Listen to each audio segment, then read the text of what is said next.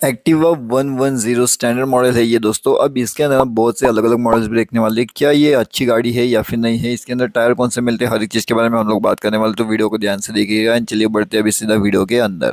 अब सबसे पहले एंड सबसे इंपॉर्टेंट चीज़, ये जो गाड़ी आप देख रहे हो ना, इसके अंदर आपको 2 से 3 वेरिएंट देखने मिलते हैं, जैसे कि स्टैंडर्ड वाला, DLX वाला, H स्मार्ट वाला, और ये एक एनिवर्सरी एडिशन, क्योंकि इनका 25th एनिवर्सरी एडिशन जो है ये भी आपको कहीं ना कहीं देखने मिल जाता है।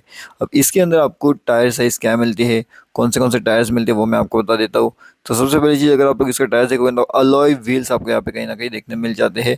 उसके साथ में इसके अंदर ड्रम ब्रेक मिलते हैं या फिर डिस्क ब्रेक मिलते हैं, वो भी हम लोग देखें तो इसके अंदर आपको ड्रम ब्रेक्स दिए जाते हैं, डिस्क ब्रेक्स यहाँ पे आपको नहीं दिए जाते। तो वो बात आपको ध्यान रखनी पड़ेगी।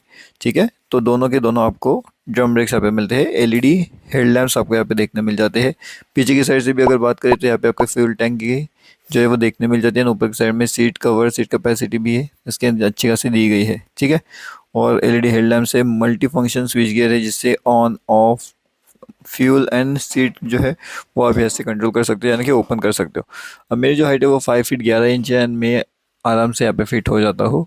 तो अगर आपकी हाइट भी उसी के अकॉर्डिंगली है तो आप यहाँ से आराम से बैठ सकते हो एंड इसका यूज़ कर सकते हो। ओके, अब अगर दूसरी चीज़ देखने जाएगी तो फ्रंट डिस्क जो है ना, इसकी वो लगभग 130 की है, एंड जो रियर डिस्क है वो उसकी साइज़ भी लगभग उसी के आसपास है। ठीक है, सेंट्रल ब्रेकिंग सिस्टम इसके अंदर दी गई है। ब्रेकिंग सिस्टम की अगर हम लोग बात करें तो, एंड जो टायर साइज़ है, फ्रंट साइड का प्रेशर 22 होना चाहिए आपका, एंड जो पिलियन का है वो भी लगभग 22 होना चाहिए, rider and without pillion rider के साथ में भी। ठीक है, तो वो आपको थोड़ा ध्यान रखना पड़ेगा। फ्रंट सस्पेंशन टेलीस्कोपिक है। उसके बाद में ये जो पूरा कंसोल आपको देखने मिल जाता है, ये एनालॉग कंसोल है। अगर इसका अपर वेरिएंट आप लेने जाओगे तो पूरा का पूरा कंसोल आपको डिजिटल देखने मिल सकता है। हेडलाइट भी आप देख सकते हो। हेडलाइट के बारे में मैंने आपको ऑलरेडी इन्फॉर्मेशन दे करके रखी हुई है कि किस तरह का हेडलाइट हमें देखने मिलता है। ओवरऑल 110 सीसी की है, 4 स्ट्रोक SI इंजन के साथ में आपको ये देखने मिल जाती है। ओके, फ्यूल गेज लेवल जो होता है वो डिजिटल भी मिलता है, नॉर्मल भी मिलता है। आप कौन सा लोगे उस अकॉर्डिंगली, अगर मान लो कि आपने अपर साइड का वेरिएंट लिया तो उसके अंदर आपको डिजिटल मिलेगा, एंड अगर आप नॉर्मल वेरिएंट ले रहे हो तो उसके अंदर आपको स्टैंडर्ड मिलेगा। ठीक है, तो ये बात रखनी पड़ेगी। माइलेज की अगर बात करें तो लगभग 47 kmpl के आसपास माइलेज है, लेकिन हम लोग यहाँ पे 40 ही पकड़ेंगे। ठीक है, ज़्यादा पकड़ेंगे नहीं। फ्यूल टैंक का लीटर कैपेसिटी अगर बात करें ना तो 5.3 की है, एंड अंडर सीट जो स्टोरेज होता है वो लगभग 18 लीटर्स का अंडर सीट स्टोरेज हमें यहाँ पे देखने मिलता है। अब यहाँ पे इंडिकेटर्स है, साइड लाइट इंडिकेटर, अपर इंडिकेटर्स है, पास लाइट का बटन है, फिर ऑन ऑफ स्विच है।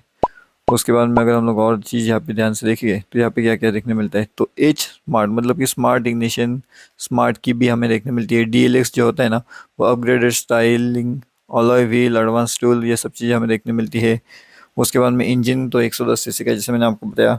ये जो बटन्स है ना, इसकी हेल्प से आप इजीली इसकी जो डिक्की है एंड फ्यूल टैंक है ना, वो आराम से ओपन कर सकते हो। बस दोनों को एक साथ आपको प्रेस करना होता है। ठीक है, अब उसके बाद में सस्पेंशन मैंने आपको बता दिया कि telescopic fork front fork suspension है इसके अंदर। ठीक है, और 3 स्टेप एडजस्टेबल है, नियर रियर मोनोशॉक वाला। ठीक है, अभी ऑन रोड प्राइस कितनी है, आपको एक शोरूम प्राइस कहाँ तक मिल सकती है, तो अगर उसकी बात करें तो लगभग 1 के आसपास तक आपका स्टैंडर्ड वेरिएंट जा सकता है। ठीक है, बेस विथ स्टील व्हील्स अगर आप लोग देखने जाओगे तो स्टैंडर्ड वेरिएंट जो है एक शोरूम प्राइस में बता रहा हूँ यहाँ पे, E20 कॉम्पेटेबल है, तो वो लगभग 75,958 रुपीज़ का मिल जाएगा आपको। 25th एनिवर्सरी एडिशन वाला वेरिएंट अगर आप लेने जाओगे ना तो वो लगभग 85,339 का मिल जाएगा। यहाँ पे टायर प्रेशर इंडिकेटर्स भी दिए गए हैं, तो वो ध्यान से पढ़ लीजिएगा एक बार। DLX वेरिएंट अगर लेने जाओगे तो 86,360।